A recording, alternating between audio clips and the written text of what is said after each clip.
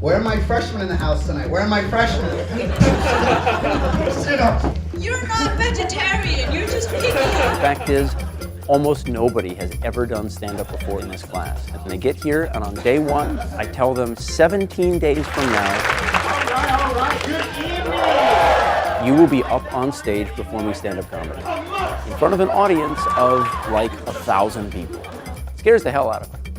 There's something slightly funny about just that phrase itself. My name is Adam Rubin, and I teach a class called The Stand-Up Comic in Society. What else? In my regular life, I'm a molecular biologist, but I thought it would be fun to have a real academic exploration of stand-up comedy. Every time I go to an airport, I'm 100% randomly selected to have additional screening done. Because I have a beard. For a lot of people, that first moment of stepping on stage in front of an audience is not a good one. Because you have no idea if you're going to get laughs. Like everyone may just sit there quietly and just stare at you. You don't know the people don't know you, you feel like, oh, they're judging you, oh, you're not funny, but then when you make them laugh, you're like, oh, everything's okay.